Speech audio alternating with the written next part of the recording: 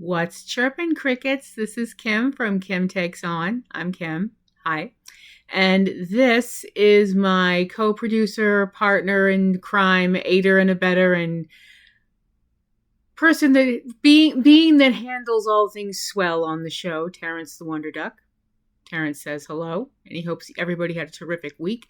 Since we are at the beginning of fall, it is actually officially fall now. So if you're one of those pumpkin spice weirdos, I suppose you're in your element, but sorry. That wasn't nice. Sorry. Yes, I know it wasn't nice. I know. No, pumpkin spice doesn't usually go with duck, so I think you're fine. He worries about that stuff, but I'd never let anybody cook you. You know that. The only person that threatens to cook you is me. And sometimes TC. But anyway, so here we are, and what are we going to talk about today? Well, today is going to be a movie day, kids, because over the weekend, I got to see one of my favorite movies from one of my favorite movie hosts, that wacky guy from MeTV, Sven Gulli. Love me some Sven. He's just awesome. And the movie they were showing this week was Tarantula, which gave me a really good idea for a show to do. And the show this week is about giant stuff. This is the Attack of the 50-foot whatever show. Now, the reason I say whatever is because over the years, there have been a lot of movies about something gets huge and then runs amok. And now, you want to do it now? I mean, it's kind of early in the show. All right. No, I said it. I know I said it. And I know we had an agreement. All right. Amok.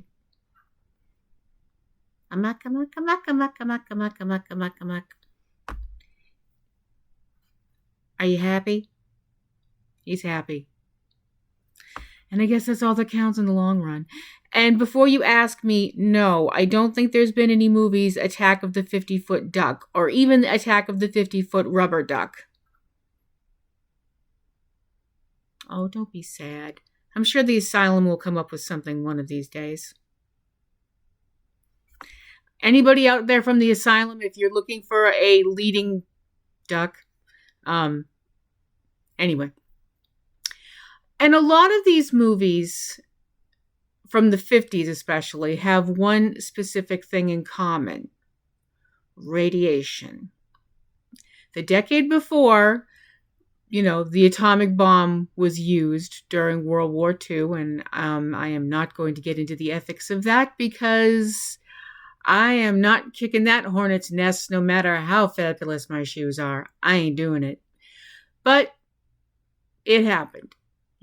The atom was split and people found out, hey, you can kill a whole bunch of people this way. Great. In between all the other things that they were like, oh, we're going to use the atom for all these wonderful things like atomic hair dryers and atomic cars and atomic toothbrushes and, blah, blah, so on and so forth. But for some reason, Hollywood glommed onto the idea that radiation will make things huge. Why? I have no idea. I don't know. I would like to also bring up that this is not, which might surprise some folks since it's me, this is not a show about Kaiju. That's coming next month. That's called Trying to Whet Your Appetite. Hope I did. I have plans for October. Moo-ha-ha. Yes, TC, I know you're the king of moohaha.com, but I figured if you're the king, then that makes me the queen.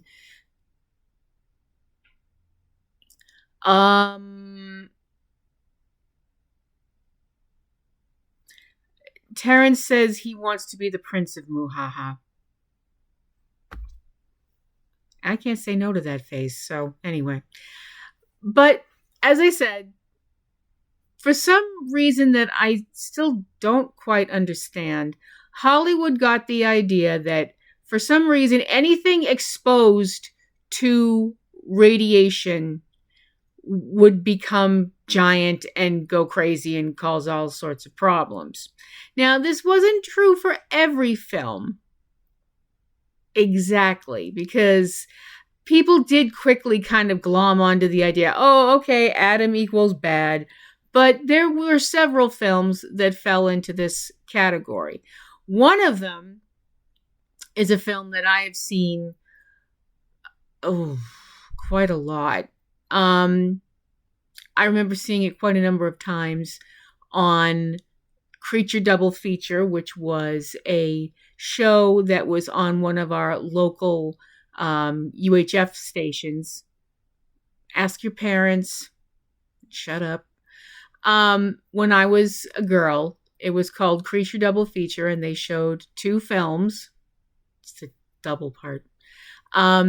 Which would occasionally have something in common. If they were sequels, they would run the first and then the sequel. Or like, I remember them running like I Was a Teenage Werewolf and I Was a Teenage Frankenstein. Because apparently I Was a Teenage Cook at Arby's hadn't been made yet. That wasn't a plug for Arby's. That was just literally the first fast food place that popped into my head. Damn it, now I want fries. Oh, anyway. But one of the films that I remember seeing, and its sequel, quite a number of times on Creature Double Feature, was The Amazing Colossal Man. Now, the plot of this film is dumb. I'm going to say that right here, right up front. Apropos of nothing, it's dumb. The plot being what happens when Colonel Glenn Manning tries to save a pilot who has flown into the airspace of... Really? You want to do this? Okay. Terrence has kindly volunteered to play the plane. So this is what happens. Plane, bomb. So a plane crashes. You okay?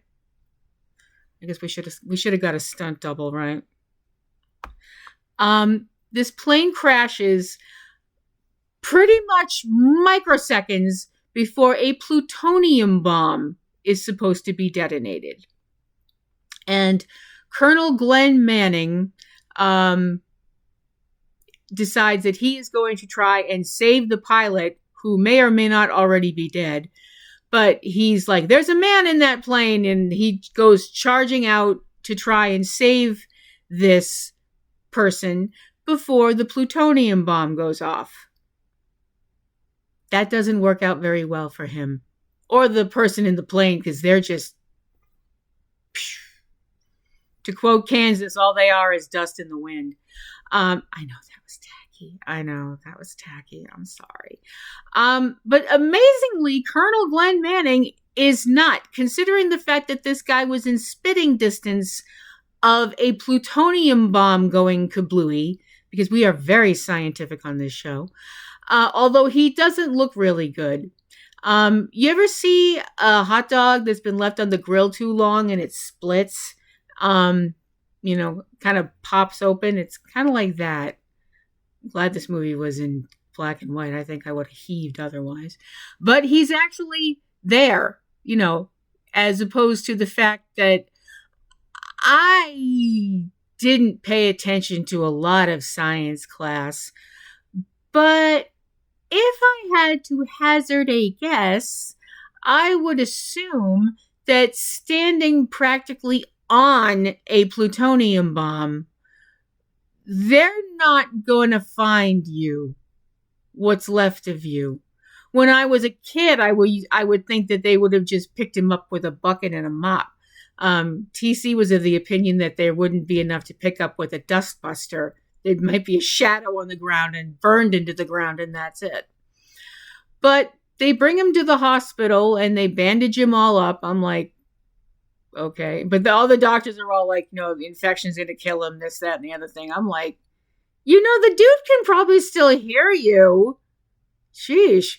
But the next morning, miracle of miracles, they take off the bandages. Not only is he not dead from shock, infection, or the fact that he's lost about 90% of his skin, he has new skin. He has completely new skin all over his body. We're assuming we only see his head and his upper part. This was the 50s. You're not going to see naughty bits. But he's okay. He, other than the fact that he doesn't have any more hair, except his eyebrows. But other than that, praise be, everything's fine. Everything's great. He's going to be okay and everything's wonderful. And he's going to marry his fiancee, Carol, and everything's going to be sunshine, lollipops, and rainbows. As it turns out, the plutonium has had an unforeseen side effect. Although I don't get why that didn't make the guy in the plane grow. Otherwise, or whatever, or just didn't wind up screwed up. But to the horror of the scientists, the doctors, Glenn, and his fiance, Glenn is growing larger. And I don't mean that he's been snacking on Big Macs.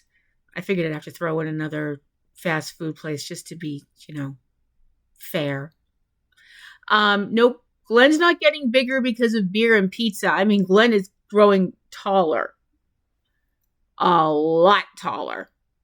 And this is not good on your body. I mean, y'all remember when you were younger, you going into your teenage years and stuff like that? I remember those times, sort of, a little. But, the whole growing pains, you remember that? Picture that, only you're growing about 10 feet a day. So Glenn keeps getting taller and taller, and this is obviously having an effect on his psyche because, duh. And as it turns out that the doctor who is in charge of trying to help Glenn tells Carol, his fiance, that Glenn is going to die from this condition unless they can stop it.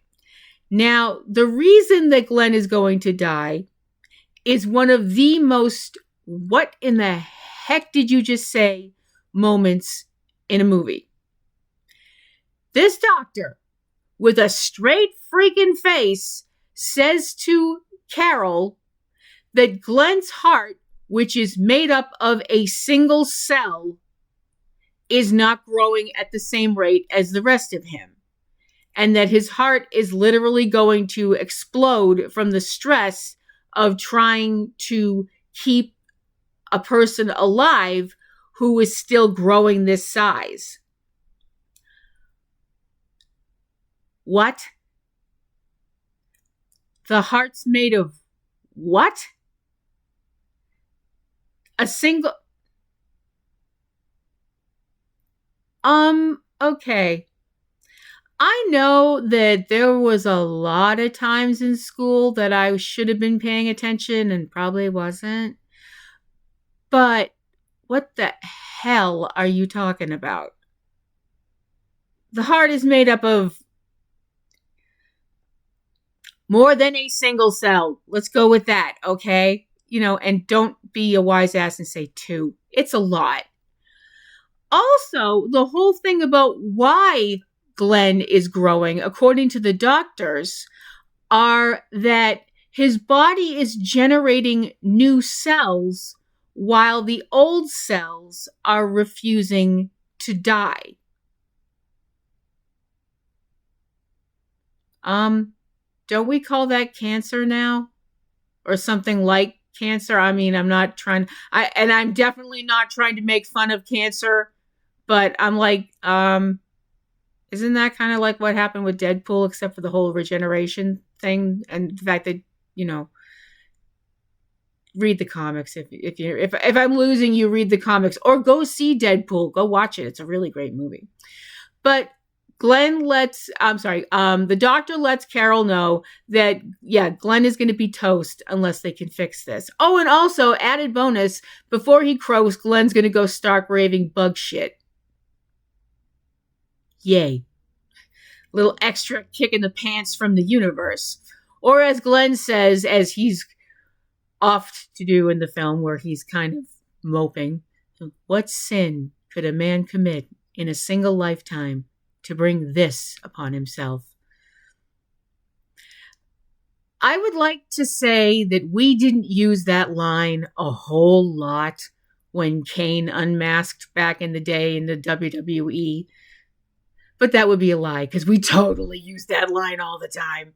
Because we're nerds. Da-da-da-da-da-da. Geeks. So, as the film goes on, Glenn Gart starts going squirrely, which leads to a rampage through Las Vegas. Glenn wrecks a bunch of stuff. And finally, there is a standoff at a dam, which he does the whole King Kong thing of picking up Carol in his hand for a minute. Then he puts her down. Then the army shoot the ever-living shit out of him. And he falls off the dam. And the army searches for his body and never finds it at the end. Nope. Not quite. Well, I mean, we're going to assume they searched for his body, but the end of the film is just looking down into the water. I'm like, y'all just aren't going to leave him down there, right? I mean, I'm assuming people have to drink out of the water that's in that dam, right? Well, as it turns out, crickets, we got a sequel. Right? Although there are some things about War of the Colossal Beast, rude, that actually are kind of interesting. I mean, I know some people are like, oh man, why did this movie need a sequel? Money. I don't think anybody was asking for a big artistic, we need this movie because art, I don't, yeah. Also directed by Bert I. Gordon, who directed the first film. Bert I. Gordon, just do the acronym. You get it. I know you get it. You're a smart bunch. So as it turns out, from the Amazing Colossal Beast, Glenn Manning, in fact, has not croaked. He has not joined the choir invisible. The curtain has not come down. But Glenn is still nuts. And he looks a lot more effed up than he did before. He's got like the whole Harvey Dent thing. One of his eyes is gone. His face is all screwed up because you swan dive off a dam and see how good you look. But Glenn is apparently in Mexico hijacking food trucks to stay alive and so on and so forth, to the consternation of his sister. Apparently the fiance split. Don't know where she went. But his sister Joyce is still searching for him and eventually finds him. And oh my gosh, he's all screwed up. This leads to Glenn. I'm not doing it this time, so don't even get warmed up. Being lost in Los Angeles. How do you lose a 60-foot guy wearing a sarong in Los Angeles? Other than it was dark out. The end of the movie, now, I mean, I will be the first to admit this movie is, in the so weird it's fun. I mean, but the ending is actually quite poignant and quite sad and also doesn't make a damn bit of sense. The end of the movie involves Glenn wreaking havoc. I didn't say it. At an observatory, which unfortunately is a place where his field trip. Who went on field trips at night? This must be something they did in the 50s, because I never went on a field trip at night. They wouldn't have trusted us. But bunch of kids almost get yeeted into oblivion because Glenn picks up the school bus they're in and then puts it back down. The really sad part is that he sees his sister, and earlier on in the film, he didn't recognize her. And now he says her name. And it's like, oh my gosh, holy crap, he recognizes her. Maybe he's really not as crazy as we think. But you can tell from the look on his face that he realizes that the life that he's living now is not,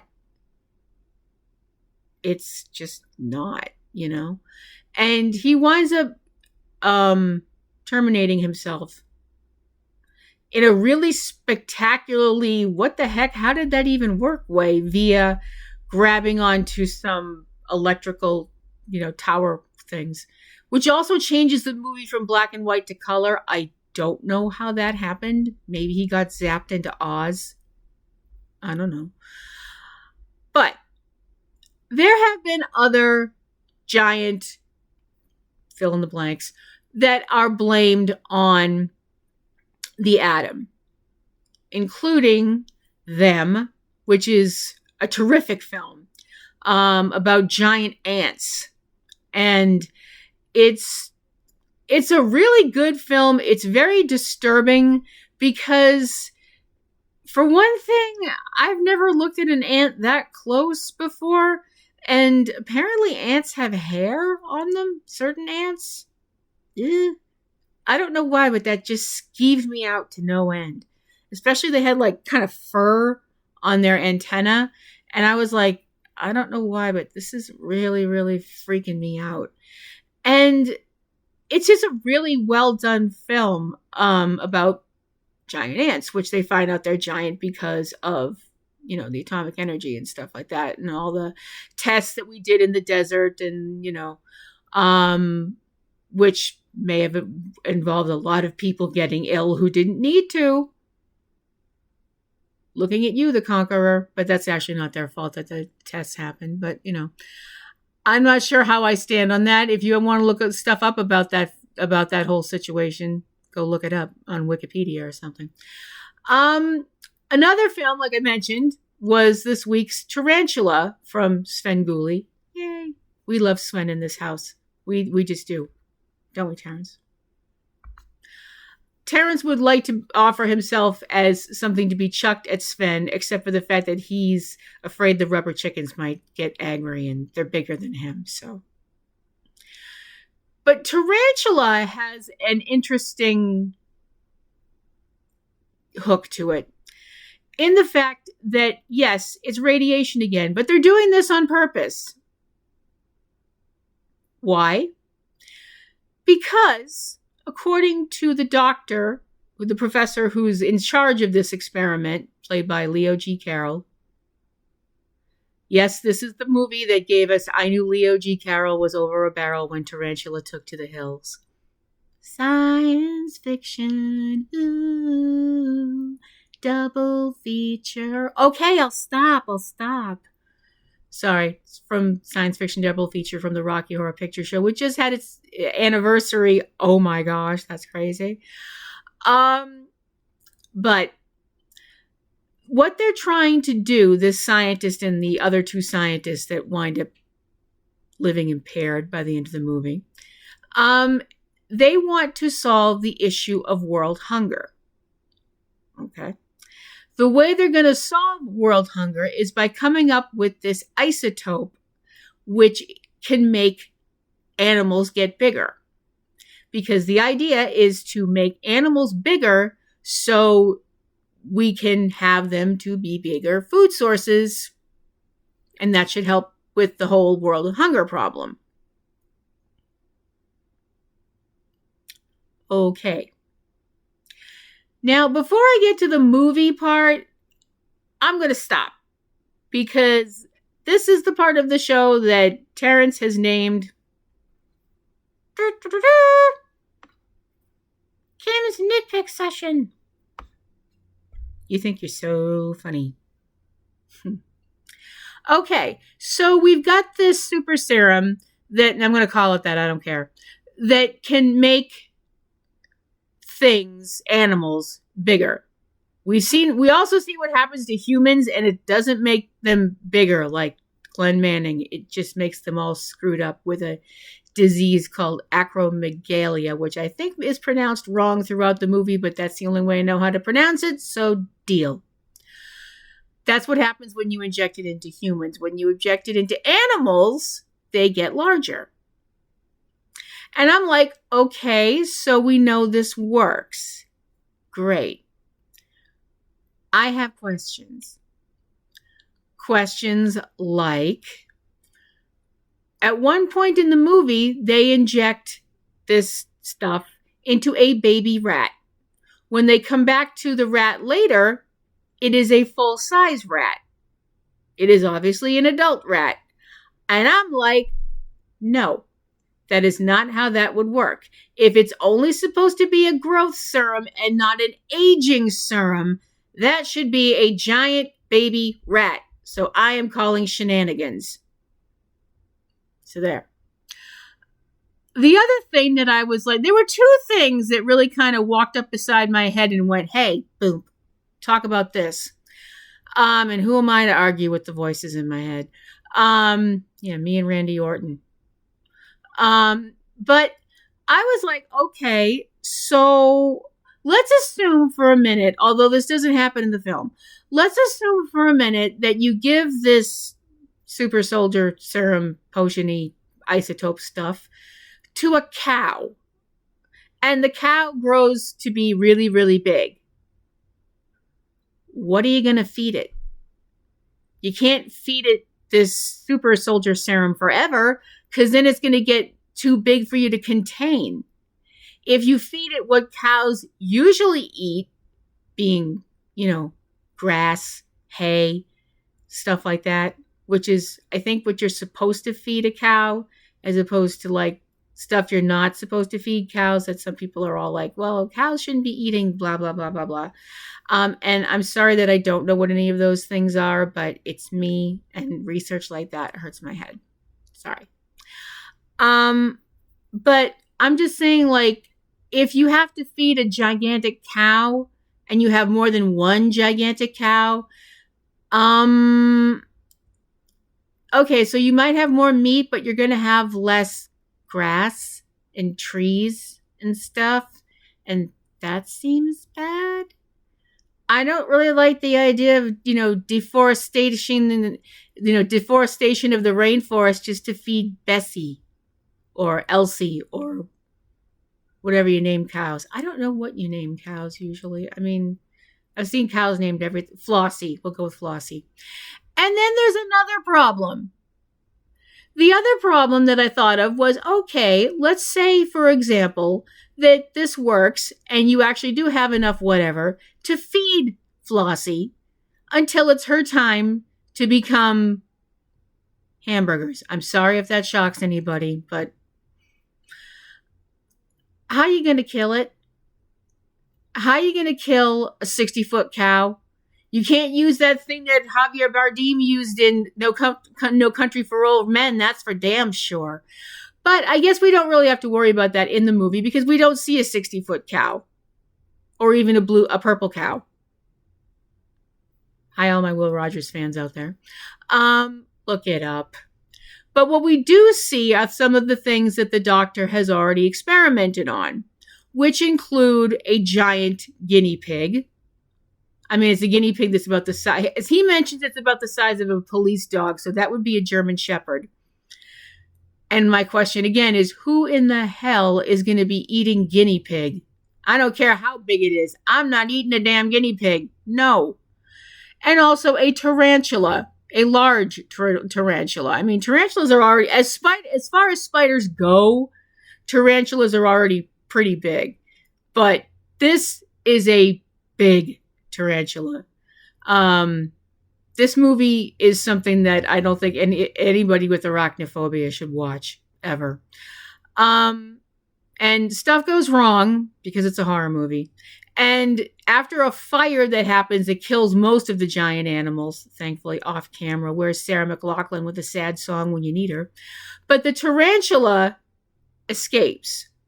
Also like to bring up, I am not eating tarantula. I don't give a crap how big it is. And I don't care if you dipped it in Cadbury milk chocolate. I'm not eating it. So the tarantula books and continues to get larger and larger and larger and has to be eventually taken down by Clint Eastwood as a jet pilot who doesn't even get credit in the movie. Me. I mean, he had lines and everything. That sucks. And winds up killing the tarantula via napalm. And we see the tarantula burning to death just outside of a town in the desert. That had to smell great. Blech. Ugh. Burning hair is horrible. Burning spider hair and a whole lot of burning spider hair. Barf. Oof.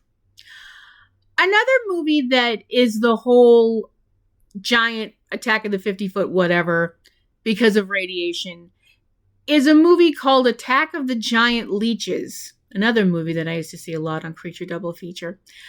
Now, this is a bit of a misleading title, I think. Are the leeches abnormally large? Yes, they are. They're about the size of a man. And I guess for a leech, that would be pretty giant since they're usually about that big. What I've seen, I've never seen one up close, thankfully, and I don't want to. But this whole situation comes about because the game warden / hero of our little melodrama suspects that something to do with radiation brought down by the rockets at Cape Canaveral has caused the leeches to get larger. Like I said, I mean, a giant leech to me would be the size of I don't know, maybe two people standing on top of each other. But you know, your mileage may vary on giant. But now they're man-sized leeches, and they still have leech appetites. And in case you didn't know, leeches' favorite food is not fettuccine Alfredo. No, leeches drink blood.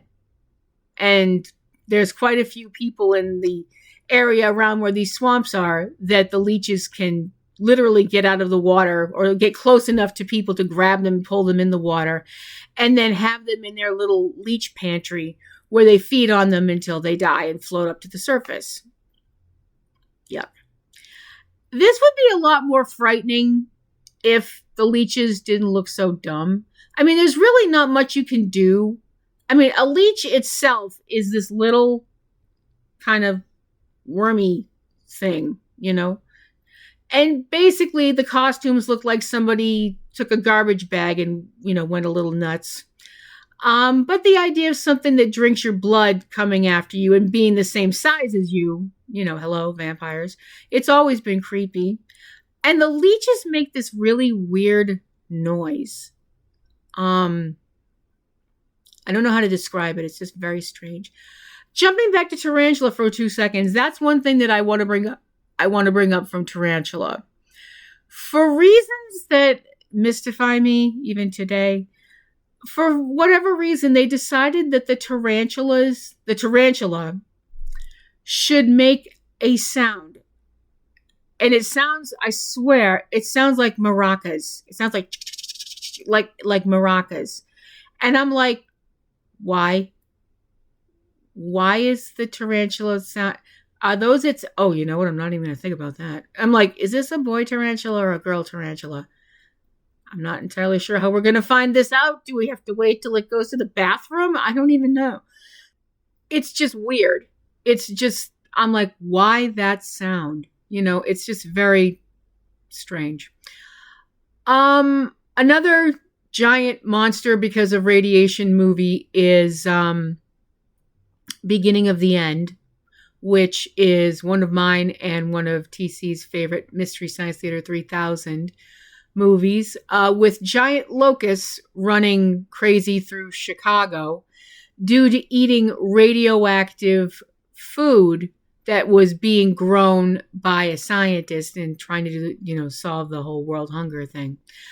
That's the other thing that I'm kind of like, all these people that are trying to make animals bigger through radiation to solve world hunger, doesn't that mean the animals are going to be radioactive? I mean, I'm sorry. Am I just being too nitpicky now? But I'm just, I was like, won't that mean they can't be eaten? Because see, that's the one thing. I'm going to just jump into Kaiju for 2 seconds. That's one of the things that people tend to forget about Godzilla. He is crazy, stupid, radioactive. I mean, sometimes they bring it up more than other times in films, but he should be radiating an insane amount of radioactivity. But depending on the film, your mileage may vary. The beginning of the end has quite a few shots of giant grasshoppers eating army people, necking teenagers, an entire town, although we don't see a lot of the carnage. And also crawling up postcards to simulate crawling up buildings and such. It's very fake. It's very silly. But every once in a while, we do get a giant monster that is not the result of man screwing around with radiation. And one of those films where that happens is The Beast from 20,000 Fathoms. This is a creature that is a prehistoric creature that has made its way back to modern times and is not dangerous. I mean, it's dangerous because of its size and the fact that it obviously likes to eat people. But as it turns out, its very blood is dangerous to humans because it's got a pathogen in it that is not something that humans are prepared to deal with. So not only is this creature dangerous because it can stomp the heck out of a city block, it's also dangerous because if it's injured, its blood carries this disease that's making a whole bunch of people sick. And it winds up being killed at the end of the movie because of Lee Van Cleef, because it's Lee Van Cleef. Come on, he could just kill it by just being cool. But no, he actually has to use a gun with a special super duper kind of bullet in it. The Deadly Mantis, which is one of TC's favorite giant bug rampagey movies, is completely without Blame It on the Bomb in regards to the size of the creature. An earthquake in the Arctic unleashes a frozen gigantic praying mantis, which promptly thaws out, does not keel over dead, does not die from instantly being, surrounded by cold temperatures, because when it was alive and thriving, the world was a lot warmer. So you think it would have been all like, grr, is it too cold in here? Clunk. And that would have been the movie, but it's not. So the mantis thaws out, kills a bunch of people, scales the Washington Monument, and winds up croaking in the Holland Tunnel. It's actually not a bad little film. And it's also got some really nice model work. And it's another movie where the bug roars. I'm not even sure insects have vocal cords, to be perfectly honest with you. Some of them might, but I don't think many of them do. It's like the whole sharks don't roar in Jaws the Revenge, but I've already talked about that, and I'm not going to make myself upset again. And there are lots of other films out there about Attack of the 50-foot whatever, including women. And I think some people wound up with certain proclivities just from the poster, with Attack of the 50-foot woman, which turns out to be because of aliens. And I know a lot of people are like, well, anything that's 50 feet tall coming at you is scary. You could have a movie called Attack of the Giant Snail, and it would be scary eventually if the snail got you. I mean, if it's a giant snail, it's probably not going to be going any faster, so it might get you next week or whatever. I'd be more worried about that slime they leave behind. I think that stuff is actually kind of not good for people. But it was made very, very, very text 75 more varies on there.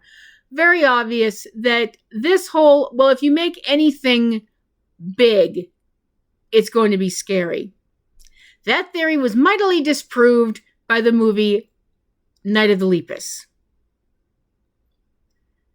Giant bunnies. And not just giant bunnies, oh no, giant carnivorous pissed off bunnies.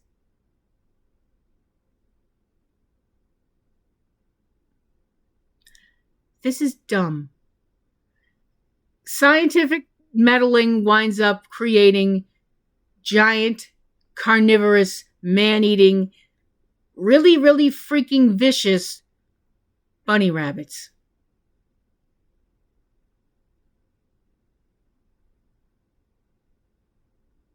This movie hurts. This movie hurts. The ending of this movie is traumatic AF. And it's just, I can't be scared of giant bunny.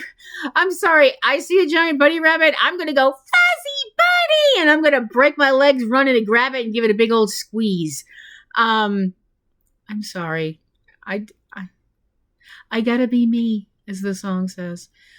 But there's a lot of other films that are, Attack of the 50-Foot whatever, that some people love, some people hate, some people love to hate them, and some people hate to love them. What are yours? I'd love to know. Please leave a comment. Also leave a like if you like this video, and please subscribe to our channel. If you have any questions, comments, queries, money, Chris Hemsworth's phone number. No, I'm just kidding. The last one, I'm kidding. Stalking is bad, okay?